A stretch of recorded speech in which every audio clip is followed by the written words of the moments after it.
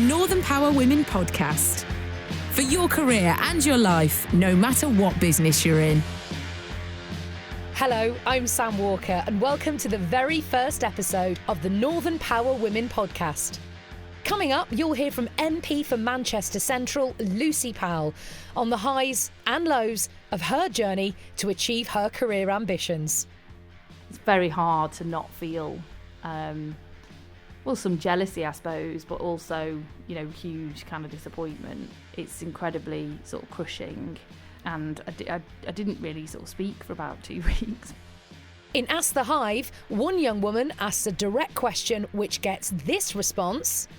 It makes me feel incredibly uncomfortable and frankly upset. And on our discussion panel today, find out what makes one of our guests say this. This is not really a question for a room full of women. This is a question for a room full of men. But first, let's check in with the founder of Northern Power Women, Simone Roche, for some news from HQ.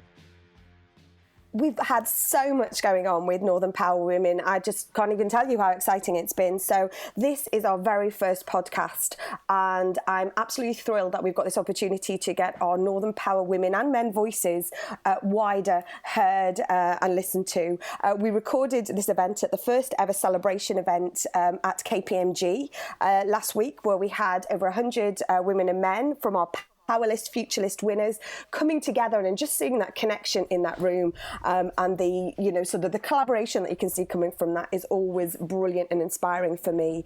Really excited to launch our first ever Northern Power Minute research pilot, which we undertook at the end of last year by interviewing a sample of 40 of our Northern Power women and men to look at what the trajectory of their careers are and look at were those real key defining moments. So if you want any more information on that, please contact us. I was involved with the Manchester Metropolitan University Generating Roots for Women's Leadership project, which Northern Power Women are supporting. So they created 2 key toolkits. One's around synchronizing women's leadership, and one is around mentoring and sponsorship, which I know we're talking about on this very first podcast, which is fantastic.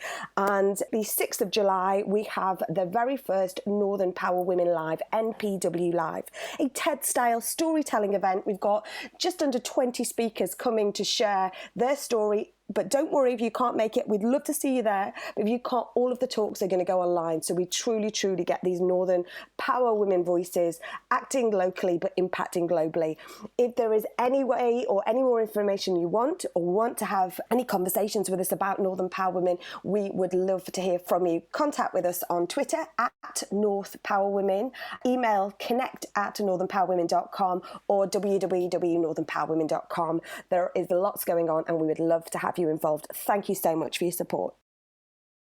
Thank you so much to Simone. More updates from Simone on the podcast next month. But of course, as you heard her say, you can always stay in touch online at northernpowerwomen.com or on Twitter at northpowerwomen. Well, each month on the podcast, you'll get to hear the frank discussion between 3 women and men on 3 issues that affect us all. What we really want to do is start a conversation. And when we launched the podcast in Manchester just a couple of weeks ago, we decided to do something that most podcasts do months and months and months after launching. And that is hosting a live episode. So please welcome to the stage 3 extraordinary women. The first is Marion Sudbury, who's the Director of Global Operations for the Northern Powerhouse Exports and Investment. Marion worked on behalf of major blue chip companies in roles ranging from board director to senior vice president. She ran her own lifestyle business, working with businesses around the globe, and since January 2013 has been working with the Department for International Trade, helping high potential businesses in the Northern Powerhouse learn and grow through overseas business. Please also welcome Lorna Fitzsimons, who's CEO and co-founder of The Pipeline. Lorna, it says here you thrive on helping employers and female executives achieve agreed outcomes. She also leads the Alliance Project, a public-private partnership to bring textile manufacturing back to the UK. As previous CEO to the Britain-Israel Communications and Research Centre, Lorna also turned this organisation into an internationally renowned centre of excellence. She's a former Member of Parliament and also President of the National Union of Students. And finally, last but absolutely not least, Joanne Roni, Chief Executive of Manchester City Council. Joanne was an apprentice at 16 with Birmingham City Council's Housing Department. She later went on to become Director of Housing for Kirklees Metropolitan Borough Council in West Yorkshire. She then worked for 10 years as Sheffield City Council's Executive Director of Housing and Community Care. Whilst working her way through the ranks, she studied, she didn't have much on, so she studied part-time at Birmingham University and gained an MBA in Public Sector Management. And Joanne became Chief Exec for Wakefield Metropolitan District Council in July 2008 and took her position as Chief Exec for Manchester City Council in April 2017. Welcome all of you. Thank you very much. So there's three things we wanted to talk about. We will talk about every month on the Northern Power Women podcast. And the first one actually refers back to some of the research that was done recently by Marie Burns for Northern Power Women. And that's the notion of mentorship versus sponsorship. Now, the question is the focus on mentorship as opposed to sponsorship short-changing women? Now, I know that you have a very strong opinion on this one, Laura. The answer is yes, is that nobody ever got to the top with a mentor, but they get to the top with a sponsor. So how many of you have got sponsors? Hands up. Yeah. Right, you will have sponsors. There's two in the room, and you will have sponsors. Sponsorship is active, mentorship is passive. Harvard University did a study and proved emphatically that women are over-mentored and under-sponsored, okay? So find out who your sponsors are, and if you don't have them, then think about it and find them, because there will be people that are in your current organisation, there will be people that are actually in your life because you know them randomly or from previous careers, and they will have taken an interest in you and your career. They will have suggested you apply for jobs. They will have suggested you go to conferences. They will have promoted you. And as such, you will therefore have got opportunities you would not otherwise have got. I have never got an opportunity in my life without it having been through one of my sponsors. And so, as the research said, the women that were talking about mentors really meant sponsors. So when you describe the difference, so a mentor is somebody who's done the job before you, like a fellow chief executive saying, well, when that happened to me, I did this. That's passive, that's neutral, okay? A sponsor is somebody, come on, Joanne, you're going for that job's got your name on it. Don't care whether you've only got 10 out of the 10 qualifications, because you're a girl, you're not going to apply for it. You're applying for it, and furthermore, we're going to do supple sessions, and actually I'll introduce you to X, Y and Z to make sure you feel comfortable applying for it. That's the difference between a sponsor and a mentor. Joanne, is sponsorship been part of your career? Couldn't agree more, actually. I would just add to what Lorna said by saying that mentoring at some level can be of assistance, because of course sharing experience and particularly encouragement, if you're thinking about should I make a next move or maybe I'm not too clear, mentoring adds value at that level. I completely agree with you though. If you're serious about a career and you want to get to the top, the truth is you need somebody who's going to push you to go to places that you wouldn't go. I wouldn't have got my master's without somebody saying to me, Joanne, you really need to go on and do a master's. I probably wouldn't be the chief executive of Manchester had somebody not said, you're good enough to do this, you really should apply for this job, why wouldn't you? So they are sponsors, they are people who say, go there and push you. Mentors, I think, add value in an advisory capacity, but it is distinct and different, and not enough women demand sponsorship as opposed to mentoring. Marion, has sponsorship played a part in your career? Yeah, that's quite an interesting question. I was curious when I saw this question because I don't think I've had a formal sponsor who I've thought of in those terms. Although actually I did recognise some of the language from the study earlier when it was people saying, go on, you could do it. And when I was much younger, I would always say to my husband, oh, I can't go for that job, I'll never get it. And he'd be like, don't be stupid, you'd be doing them a huge favour. Otherwise they'll hire some numpty and they'd be much better off hiring you. So he was a fabulous sponsor. But I was thinking about the fact fact that actually this is not really a question for a room full of women. This is a question for a room full of men, because most of the sponsors will be men. And I wonder whether we could get every man that we work with to think about the people that, without probably putting a label on it, they are sponsoring now, and how many of those are men and how many are women. Because if you're not careful with your language, they say, oh, it's all about positive discrimination, and that's somehow seen as a bad thing. But I think if you got them to actually think how many of the people I kind of think I'm helping along are blokes and how many are women, and to even it out, somehow that would be a big help. So where can you find a sponsor? If you're in the audience now listening to this conversation and going, that is what I need, is it always within your organisation? Is it within your sector?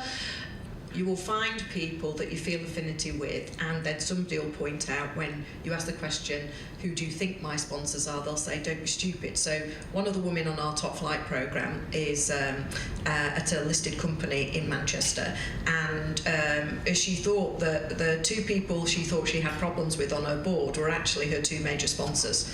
And it was just asking the question, if you ask other people, so who do you think my sponsors are, they will sometimes shine a light on things that you're unaware of. But most organisations should also do an active sponsoring programme. So many of the major corporates now, there was a financial service, one of the biggest banks in the world, started to address it. They looked at their risk function. Their global risk function had 65 global vice presidents. 65. It was hilarious. And when the chief executive of the head of their risk function asked for a succession plan, there wasn't one woman on the list out of 65. And the answer that they thought was, oh, well, we'll do mentoring. And we turned around and said, no, you won't. You'll do sponsorship. Because the only way any of the boardroom got pulled through. So some of it you can do for yourself, and it can be anywhere. It's people that you trust, that you rate, that are out of reach to you in terms of your career. It's not somebody who is one step or two steps above you. It's somebody who's been there, done it, got the t-shirt that you revere. And then they can come anyway, you know, and it's surprising. You will be surprised who it is. And if you have a conversation, all of you will have a sponsor. You just won't be aware of whom. So it's going to be a delightful journey for you to discover who your sponsors are and then cherish them. But then ask yourself the question, who are you playing it forward to? Who are you sponsoring? Okay, fantastic stuff. Lots of food for thought there. Let's move on then to the second topic we're going to discuss tonight. This one, I'm waiting for the gasp. So get ready for it.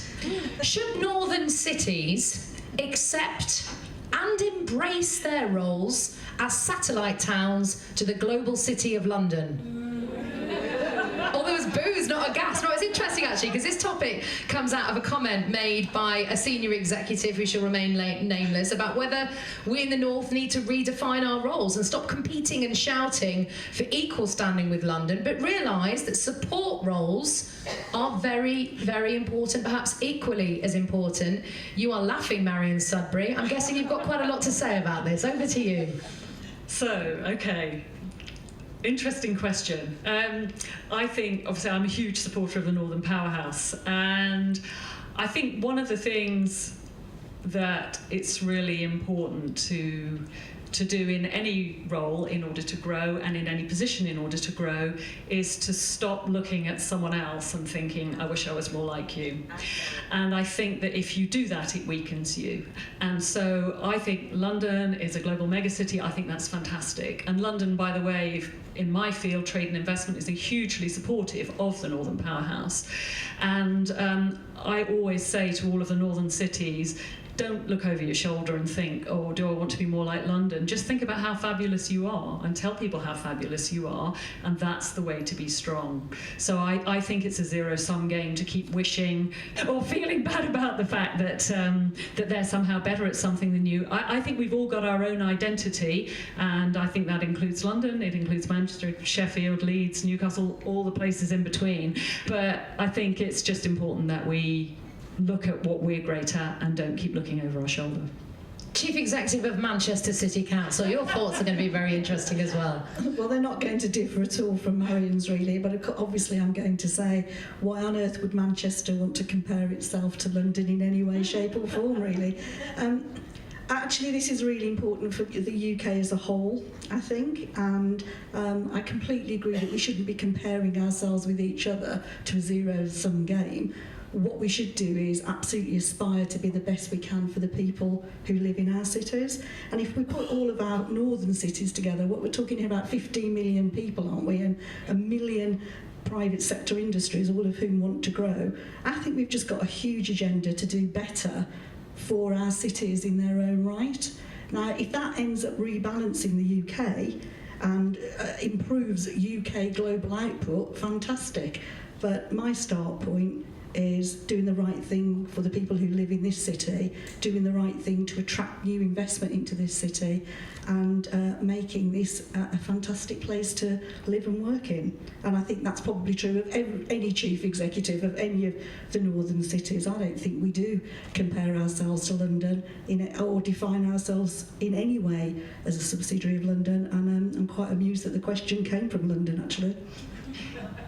It's interesting that one comment that did come up in some research we did amongst some Northern Power women, one senior executive was bemoaning the lack of senior roles outside of London. She said there's a certain point you get to and you can't get any further unless you move to London, because there hasn't been the spreading out of roles of a certain level outside. Lorna?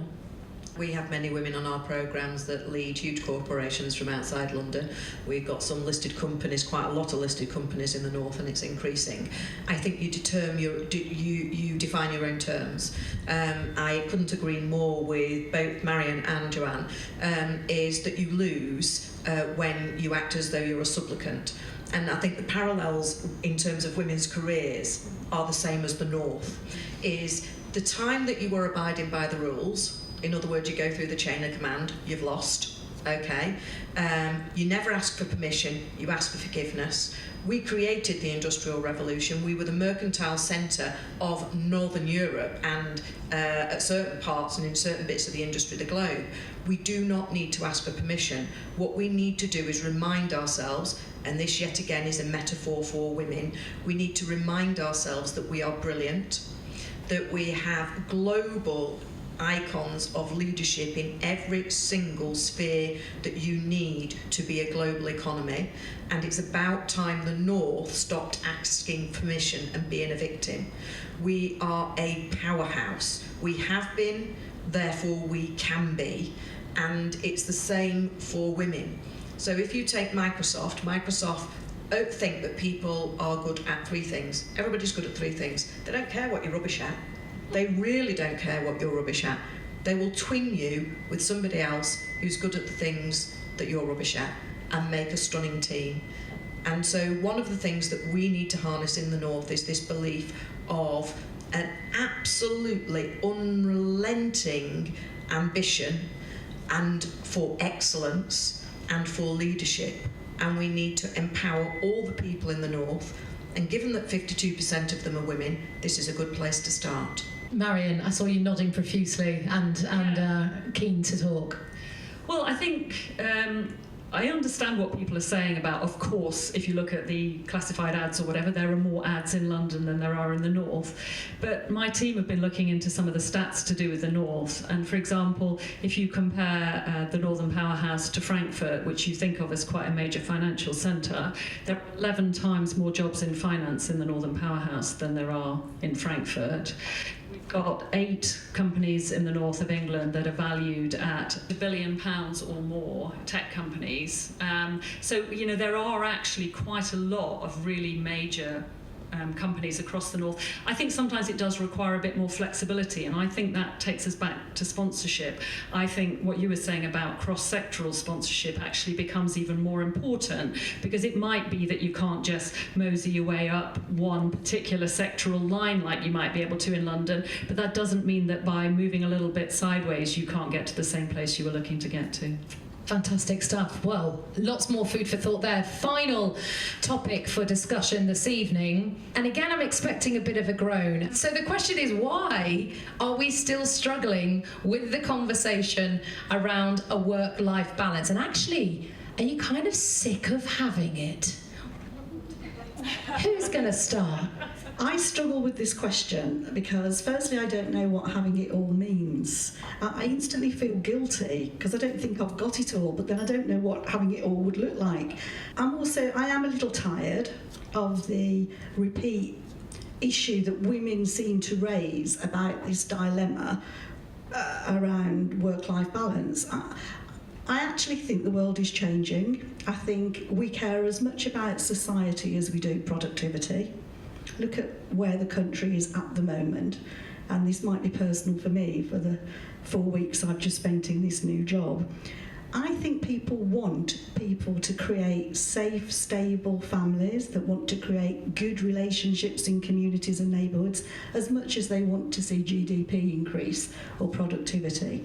So I think we actually owe it to ourselves to get for ourselves in our own context that like work-life balance that we want to aspire to. Do I think employers could be more flexible and better around employment practices? Yes, I do. But we absolutely should just start demanding it. And the point I'd end with on this is that young people are going to want a very different work pattern and family life pattern than perhaps the ones I've grown up with. So I think it is now becoming it's almost writ large in any organisation I've ever worked with that the best way to get productivity up, the best way to engage staff, the best way to become the most successful organisation you have is to allow people to have the flexibility that they need to operate and work in the way they want to work. And frankly, we should stop making this an issue that women talk about. We should start making this an issue that any employee demands in any organisation in order to do their job better. I mean, it's interesting, you talked of people and then said we have to stop having this conversation around women and women alone. The fact is women still do adjust their careers more than men when they have children. But there's been some really interesting research out just this week by the Workopolis for the Paternity Enhancement Group. 71% of working fathers feel guilty when work commitments take precedent over their home life. If they have a choice, 56% of the men they spoke to said they'd accept a 10% wage cut to spend 10% more time at home. Half of working fathers would be willing to change jobs if an employer offered them better work-life balance. This is shortchanging men and fathers, isn't it? The fact this conversation remains to be around women. Yeah, I think I'd agree with that, and I think it's actually a bigger issue because if you look at the predictions about automation in the future and the numbers of jobs that there'll be 30, 40, 50 years hence, I think all of us are going to have to rethink our relationship to work and how far we get our identity from work. Because at the moment when you meet someone and you say, what do you do? The first thing people talk about is work, and I think that's kind of, it's a really important part of our psyche, but actually we're going to have to rethink that, and I don't think as a society we've even started to grasp that, grapple with that, think about what it's going to mean for us. The Commission on Work that the Prime Minister asked Matthew Taylor, who's the Chief Executive of the RSA, is really going to grapple with that, because what goes up must come down, but we always think that if we go up the ladder in terms of being more affluent and more senior, that you can't come down. Well, you can, and so we are going to be talking about the quality of the work we have rather than the quantity of work we have. Have any of you, as a final closing thought, ever felt you've had to make a choice between a fulfilling family life and a fulfilling work life? Is that a myth? I've been very, very lucky, but I've got a very supportive husband who's a house husband now. He was a soldier. It was a big transition for him, getting him in a pink shirt first, and eventually him doing the washing and the cleaning and the cooking. But I have never had to make a choice because I've always made it work, and I've gone into the presumption of negotiations that what you want, what the employer wants, what the person employing me for a contract wants is the outcome. And as long as they have absolute confidence that I'm going to deliver and over-deliver and add value, then how I do it is up to me. Marion, I understand you did make a choice to cut back on hours, but had quite a surprising discovery at the end of year one. Can you explain? Yes. So at one stage, when my kids were, I don't know, about 8 and 11, I decided that I would need to drop to 4 days a week. And I said to my employer, I'm going to have to drop to 4 days. And originally they said, well, you can't. And I said, well, I'm going to have to leave then. And then they said, oh, okay, you can. So do push it if you want to do that. But I was telling Sam earlier that at the end of a year of working 4 days a week and obviously being paid 80%, I looked through the timesheets for the business I was working for at that time and realised I had worked more hours than one of my male colleagues who was paid for 5 days. But actually, weird though it sounds, I didn't mind, because I was the person who was able to pick my kids up from the school gate on a Wednesday, and they were like, Mum, it's great to see you, whereas everyone else's kids were like, Mum again. But because I was only there 1 day a week, they thought it was fabulous, and I really got a lot out of that time, and I was able to frame their photographs and sort their school uniform out and all the things I was rubbish at before that. So... No, I don't feel I've ever had to make a choice, although I would quite like a dog, which has proved impossible because of the hours I work. I haven't had to make the choice consciously, but then I'm conscious that, you know, I haven't had children, but that was never a conscious decision as such. But you still have a life, Joanne.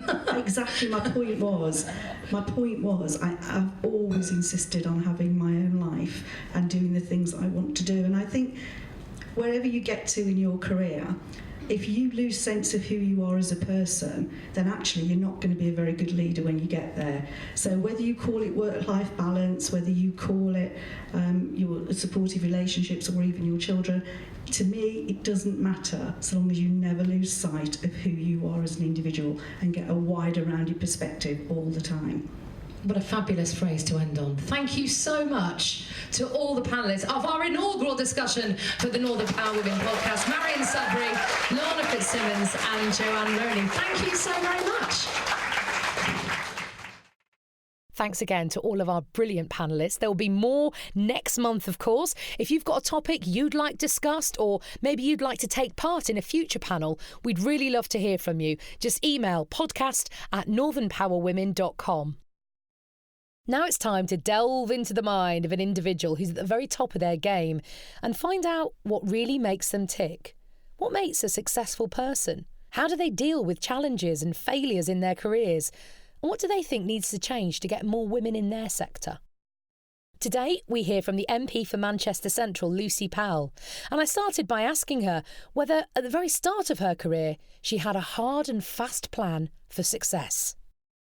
No, not really. I think in politics that's quite hard to do because it's not a career you necessarily start off with. It's usually to become an actual politician, an actual MP or that kind of thing. It's usually something you do later as like a second career. But I was always very political. I joined the Labour Party when I was 15. I was very active in sort of politics through my life, and I did work in politics a bit. In my sort of early 20s as well, which gave me a bit of an insight. So yeah, it was an organic kind of process that got me there in the end. So when did the realisation come, wait a minute, I could become an MP? That could be me. Well, it first became something that I really properly thought about in 2005. So that was a good while before I actually became an MP, because in 2005, the seat that I'd grown up in and the seat that I'd first joined the Labour Party and was very active and where my sort of family all lived and everything, Manchester Withington, in the 2005 general election, that seat was lost to the Labour Party. So I knew that at some point in the next few years, they would be looking for a new Labour candidate to go for that seat. So that's where that thought process began, and then the selection process actually began in the 2007, which I was then successful at, and then I stood in the 2010 election for Manchester Withington, but I lost. So then I didn't actually become an MP until 2012. What did losing feel like? Oh, it was awful. Yeah, it was pretty grim, really, because I think when I'd been a candidate for 3 and a bit years by the time the election came, and there's huge sacrifices you have to make to sort of be a candidate, especially in a marginal seat, a seat that's very close. You're up against somebody who's got staffing, resources, got loads of help and support, and people expect you to offer the same service and to be present at as many events and all that kind of stuff to sort of compete against them. So I worked part-time through that time. And I actually got married and had a child through that time as well. So I think in order to give it what it needs to be given, whilst juggling everything else, you've got to think that you're going to win. So then when you lose, it's incredibly sort of crushing.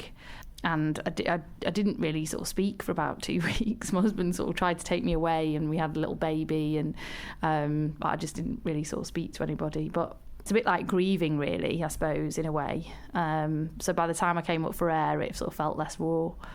So it was finding a new focus and concentrating your energies into positivity, as opposed to letting those negative feelings overwhelm you. Absolutely, because I was watching, straight after that election into 2010, obviously on the television, it was the forming of the coalition, but there was lots of my friends had got elected, or people that I knew, or lots of contemporaries, obviously, that I'd met as candidates. And so, there was a whole kind of watching them be swearing in and ignoring it, being kind of photos with the leader and all that sort of stuff. And it's very hard to not feel, some jealousy, I suppose, but also, huge kind of disappointment. So, I was then sort of kicking around thinking, well, I'll have a nice summer. I'll have some maternity leave that I didn't really have because I'd had a baby sort of 5 months before. And then after a couple of weeks, totally out of the blue, Ed Miliband phoned me. And obviously he was unknown at that point, largely, and asked me if I would run his leadership campaign that he was just decided to go up against his brother to be leader of the Labour Party. And I think at that point he was like 33-1 or something to be the next leader of the Labour Party. So I thought, OK, well, why not? I'll do 3 or 4 days a week doing that just to give me something to do. And then he ended up winning. And then, so it was all a bit mad. So as one door closed, another really did open, which was quite unexpected. Who helped you along the way? Who was it who was instrumental in your success? Well, I don't know that there's one person that was probably instrumental to my success. I mean, obviously my dad and my mum, my dad was very political. He sort of would push me a lot of the time. My husband more recently, because I couldn't really kind of do it without him at all. I think, having a husband who actually relishes my success is quite he's not jealous of it at all, or resentful of it at all, is quite an important sort of thing, especially when you've got children and everything else.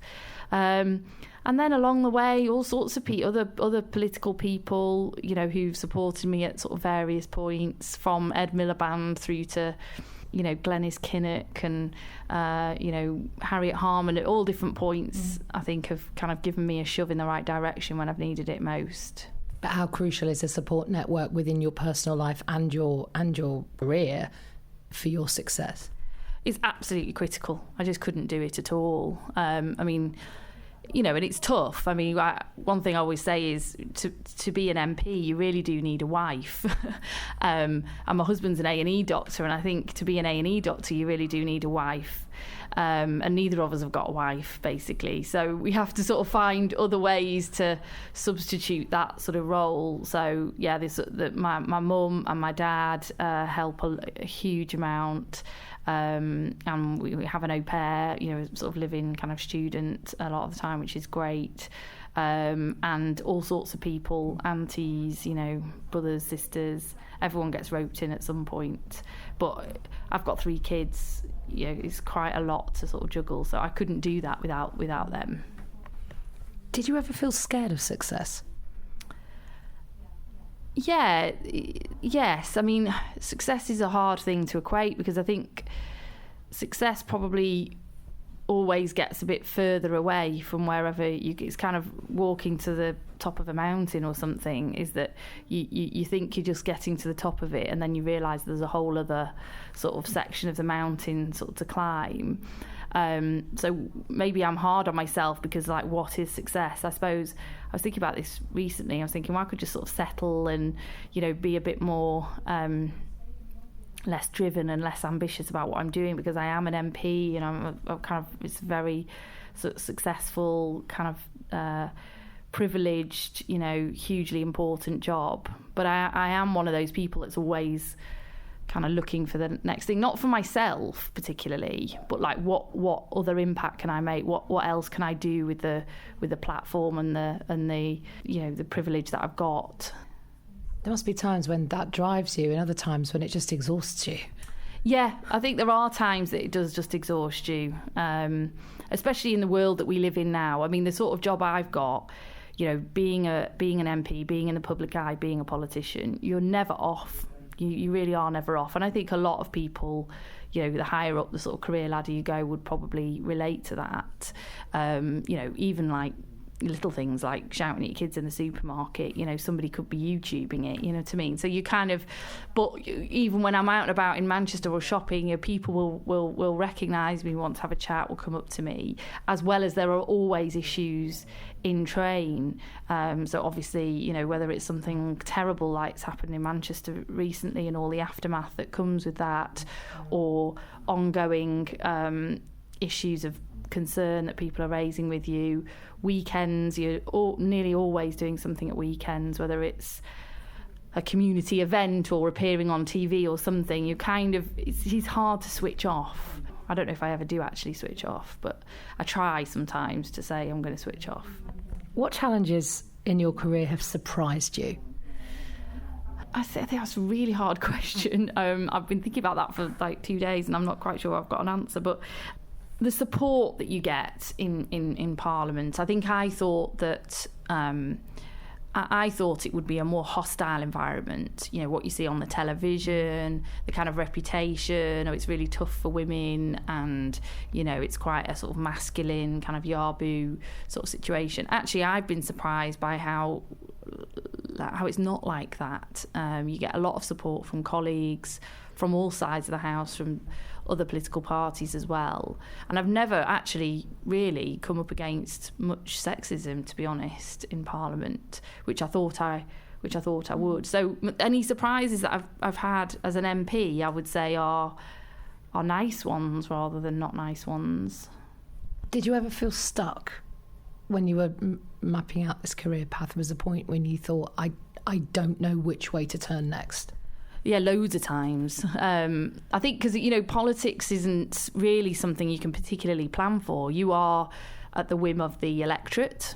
So that's a big hurdle. And you've got to kind of be re-elected. It's a fairly brutal business in that sense. Look at Nick Clegg or something in this recent election, or in any election, people could be at the top and then suddenly it's gone because they get voted out. You're also at the whim of the selectorate, so your local Labour Party and the Labour Party sort of machinery, and that's quite difficult at the moment because that's been a very confrontational environment over the last 2 or 3 years, while we've had lots of sort of internal battles about the Labour leadership and things. So that's been a difficult sort of time. So there's often sort of new challenges. So there are times when you feel like, is this worth it, or will I make it?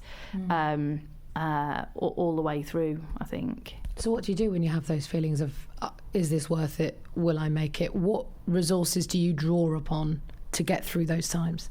I think you have to, often then you get reassurance from family and friends or from colleagues. I think it's important to have a couple of colleagues and people who you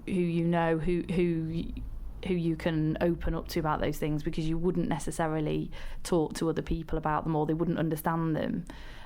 So even with family, it's sometimes hard to talk about. So I've got some really good girlfriends in Parliament. I've got some really good male friends in Parliament as well, who, when usually, if one of us is, it's usually a sort of a context as to why we're feeling low rather than necessarily a personal thing. But we help each other. I mean, I do a lot of now helping colleagues who are having children or got small children, because I've sort of come through the other end of that. And I've got colleagues and friends in Parliament in particular who, you know, if I was feeling like, oh God, you know, there's loads to do, or it's really difficult at the moment, or how's it going to go, or, you know, political worries as well about the election, that we would kind of share that, and we usually sort of push each other along a bit. Because it's hard to admit vulnerability, because it's sometimes equated with in our own heads as a weakness. But your advice, and what it seems, is that if you're feeling vulnerable, talk and share. That's the way to get past that hurdle. Definitely, because I think it can be overwhelming, and it's usually sort of fairly short-lived anyway. So I think, you know, and it's just trying to take time to kind of refocus, and sometimes actually having a family, having small children as well can help you do that, because there are times when you've just got to, you know, get on with the washing up and sorting out the PE kits and everything else, and that can be a sort of reflective time as well. It's not career, you know, job the whole time, because you know, or, you know, messing around on the trampoline or something like those things can be good as well to give you a perspective. So yeah, my advice is always to people to think about what impact can you make, what are the ways in which you can make an impact, rather than what are the processes that might lead to that impact, to like trying to stay focused on it. How do you prioritise your time so that work doesn't always win the battle for your attention? Well, you have got to develop the ability to say no, and make sure you've got people who work for you and around you that do that. So, for example, you know, the person in my office who does my diary, you know, I say to him, your job is not to fill my time, your job is actually to protect my time. It's a completely different sort of mindset to have. You know, I think when people do diaries, they think, well, fill. Oh, there's a slot there, let's squeeze something in. And I would say your job is actually to protect my diary. I think the other thing is about trying to be strategic. Like, what are the things that I'm good at? What are the things that I want to make an impact with? And if I mean, it doesn't always work like this, but it's a fairly good rule of thumb that if the meeting or the event or the thing you're being asked to do doesn't fit with your own sort of strategy about how you're trying to make an impact with your job, then don't do it. I think you've got to be fairly brutal. Tell me about a big mistake that you've made. God, I made loads of mistakes, to be honest. I've made sort of what felt like big mistakes at the time. So one of the jobs that I've had as a politician was I was one of the two people that Ed Miliband asked to run the general election in 2015. So there was the famous sort of Ed Stone. Now, wasn't really my idea, that, but you know, I had to sort of take some of the rap for that, because you know, I was part of the kind of team. And around that time I did a radio interview about some other things, and I'd got through the hard bits of the radio interview about whether we were going to go into coalition with the SNP and all the sort of themes of that election. And then at the end I was asked a bit about the Edstone, and I sort of muddled up my words a bit. But if you'd heard the interview, you'd have understood what I was saying. But anyway, the muddled up words then became like a huge story, and it was on the 6 o'clock and 10 o'clock news, and it was just a few days before the general election. And I just thought, oh my God, like I cried. I was just so upset. It was just so all consuming at the time. It felt like, you know, I'd completely sort of thrown away the whole general election with this one interview, which of course I hadn't. So, but it was a very stressful. So it was a mistake I'd made, which was a difficult one to get over. How do you get over it when you make a mistake like that? There's something that lingers, and sometimes when you make a mistake, you're going about your day and bang, it pops in your head, and it's physically painful. Yeah, it is physically painful. Someone made a joke about it recently, and I was still quite upset about it. But I guess, as with lots of things, you just got to sort of get back on the horse. So whatever it is that you've made the mistake doing, so in that case it was a media interview, you have to just put it down to experience, and then get on doing some other media interviews so that you don't get... And it time is a great healer, and it feels like a massive thing to you, but actually to everybody else it's usually not a big thing. Lucy, what one thing could we change to get more women in your field? I think we still need to have more some positive discrimination, I think. And we've made huge strides getting more women MPs. We've got the highest number ever, I think, at the moment, but it's still only 200 out of 650, so we're some way short. But in the Labour Party, that percentage is much, much higher. I think it's 45% now, so we're nearly equal in the Labour Party. And that's because over the last 20 years, we've used the device of all women shortlists, which are controversial and people don't like it. But I think it's been proven to be the only effective method to get more women, because I think what it says to aspiring sort of politicians is actually this is a specific opportunity for you as a woman, so therefore don't hold back. And I think it brings more women through, and we've got to do that. So I think, I'd prefer it not to be the case, but I think positive discrimination, and I think it's where we'll need to go with the boardroom and other aspects as well, just till we get more parity. And finally, Lucy, looking back on the last decade or two of your life and your career, what are you most proud of? I'm probably most proud of sort of managing to do it, to be honest. To getting where I've got to being a sort of, I think I'm a good MP, and I think I'm a good mum, and that is quite a hard thing to sort of juggle all of those things at once. So it's always a shame that the kind of kids point in your life comes at the same point as where your sort of career is at its most formative. But, I'll look forward to retirement at some point and enjoy grandkids or something else. But I think, managing to actually make it. There's the MP for Manchester Central, Lucy Powell, talking about success, failure, and everything in between.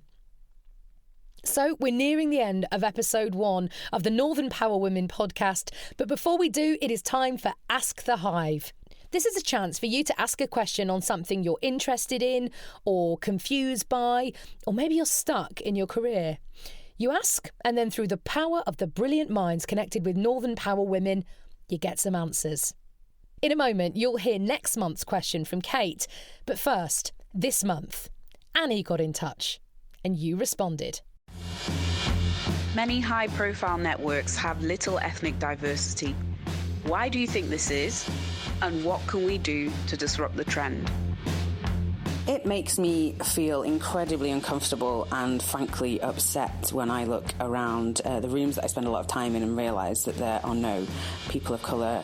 I think that, the reasons for that are, around the fact that we do still live in a structurally racist society, a structurally racist world, and people of colour are not able to access the same opportunities as white people. I think what we can do about that, in the UK, we often call it positive discrimination when we try and, give people a leg up who might not have had one before. But I think, calling it affirmative action like they do in the US is a kind of positive step.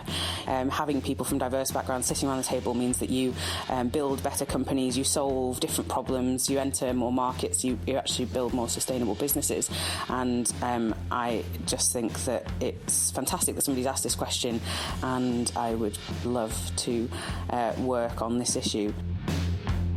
Well, I've not really got the definitive answer, but I know that I've been networking since 1989, and the thing I notice is that I do stand side by side with women when we actually attend networking events.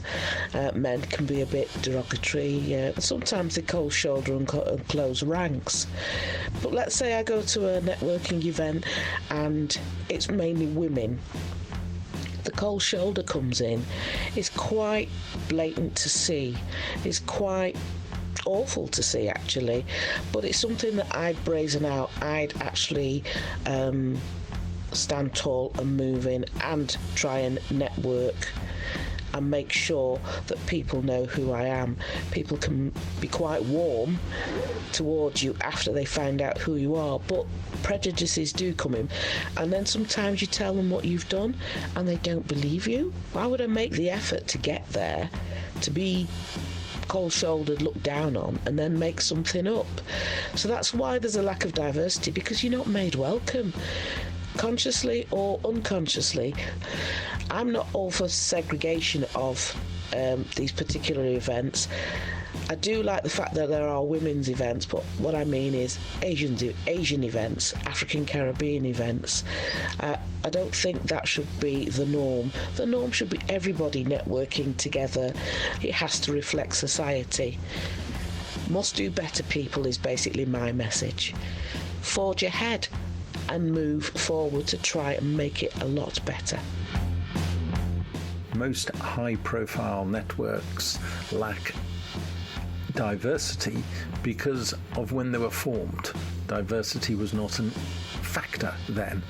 What we need to see happen is new networks created that reflect contemporary society, and these can disrupt and displace the existing networks. My experience and my thoughts around this area are there is a combination of conscious and unconscious bias, affinity bias, which means you attract like with like and surround yourselves with people who look like you, sound like you, and remind you of you. There's a sense of privilege and comfort, likability and trust factors that influence membership and accessibility to high-profile networks. Some of these networks are self-serving and self-perpetuating, which feeds the perception of inclusion. How can we disrupt this trend? Take the plunge, nail your colours to the mast, call it out so to ensure you're being authentic. Don't be cosmetic or lip service around this. What's your aspirations and intent? Be transparent about access and bias-proof your criteria. And finally, understand the other by creating dialogue, understanding via reciprocal mentoring. It depends where you are geographically as to how ethnically diverse a high-profile network may be. For example, I live in Leeds and we're a very accepting and inclusive society. It would be beneficial to work within different communities to discover whether there is inherent ambition or cultural boundaries restraining people to perhaps go for high-profile positions, or whether people simply feel discriminated against. I think the reason why many high-profile networks have little ethnic diversity is because normally these networks are created through who you know rather than what you know, and therefore gaining access to some of these groups as an ethnic minority can be difficult and also uncomfortable, where you're joining a group that doesn't have any representation of people like yourself.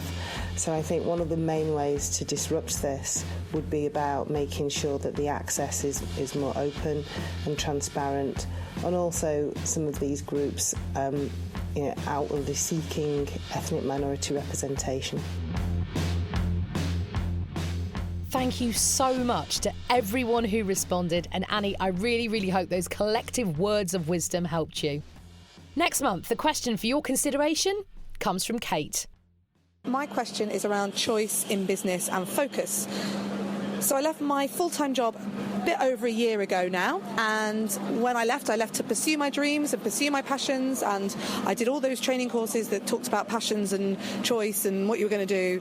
And so I decided to actually start two businesses. One was my art and one was presenter coaching, both of which bring me equal amounts of joy, and both of which, if I focused on one of them loads, would probably bring me a similar amount of money, although one's got a slightly bigger hill to climb, I think, than the other. So my question to you is, everything says you should choose one and focus on one and do one, and that you don't have to do a business with everything. But I really love both and I really want to do both, and I don't know how to choose. So do I have to choose? How do I choose? How do I choose? So help me please, and I'd love to hear your replies. Thanks ever so much. So that was Kate with her question for next month's Ask The Hive. Can you help? What experiences or knowledge can you share? You can record your answer using the voice memo on your smartphone and email podcast@northernpowerwomen.com. That's podcast@northernpowerwomen.com, or open up WhatsApp on your phone. The Northern Power Women podcast is on WhatsApp. Our number is 07928 387 712. That's 07928 387 712. There is our number. All you need to do is open up WhatsApp, start a new chat. You'll see a little microphone icon right next to the message box. Hold that down, say what you want to say, take your finger off, and it will ping straight to us here at the Northern Power Women podcast. All the details you need to be part of the conversation you can find online at northernpowerwomen.com. Thank you so much for all the feedback you've sent us since we launched the podcast a couple of weeks ago. We'd love you to tell everyone you know, share the podcast with as many friends and colleagues as you can, and of course subscribe or leave a review on iTunes or wherever you get your podcast from. Thank you so much for listening. I'm Sam Walker, and this has been a What Goes On media production for Northern Power Women. The next episode arrives August the 3rd.